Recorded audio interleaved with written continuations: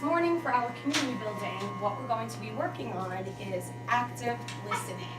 And I know we've done some active listening before, and we've done some passive listening before, but we haven't really made a group consensus about active listening. So what I would like to do is, in today's lesson, we're going to show you what active listening really looks like, and you're going to talk about what you know about active listening, and then we're going to come up, class, teacher, together as a community, what the group parameters are. So what do you think that big statement is? What is a group parameter? Turn and talk to your friends next to you. Just take a guess. What do you think it looks like? What's a group parameter?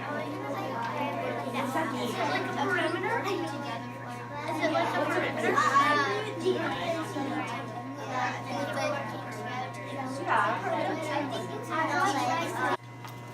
So what do we think group parameters? Because when I first heard that word, I went, oh my gosh, what a big adult word. I'm not really sure. And I had to read it a couple times for myself so I can understand what that meant. So what's a group parameter, Max? Maybe how good a group works together, like how they can work together, like how well. Yeah, so absolutely, how group works together. Add on to that. Who's going to add on? Not repeat what my friend Max said, but extend his thinking. So he had said a group of people that work together. Kind of like teamwork and agreeing with each other. Right, teamwork, agreeing with each other. Love it. Extend it. The requirements. Good, can you say a little louder? I can't hear you.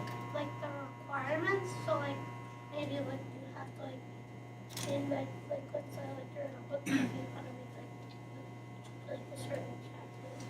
Absolutely, yeah. So it's absolutely the requirements of that particular group and what their responsibilities are going to be with that subject. And that was a great example with book clubs. I like that. That's exactly what we do in our class, right? Like a big group that works together and talks, share ideas and defines what they. Yeah, love it. Teamwork, agreement. That's what we say.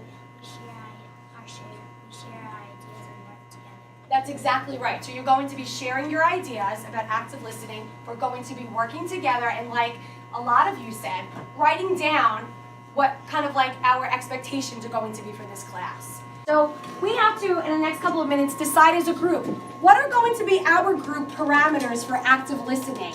What are some of these observations we can use from this visual literacy picture so we can have expectations when you come into our classroom about active listening? So turn and talk to your friends about what do you think we should in our classroom have? What are the expectations about active listening that we should write down and make like a list of together? And turn and talk to your friends about this.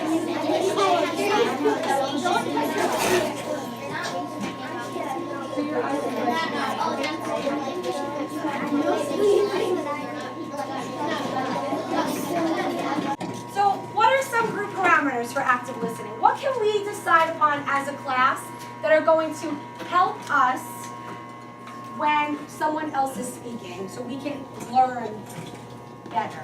Mia? Like don't raise your hand while the person is speaking. I love that. And why shouldn't you raise your hand while the other person is speaking? Sometimes you really focus on your question and you're not paying attention to what the person is saying. Moving on, we have a good start here to some of the parameters. Talked about don't raise your hand while someone is speaking. Excellent. Your body is mindful. So you're looking like you're actively listening. You may be giving eye contact. You may kind of be showing that you're listening auditorily, and that's fine. And you're not having other distractions going on. That means you're not doing other things while that person is speaking. So thank you, and we will definitely be using these for this coming school year.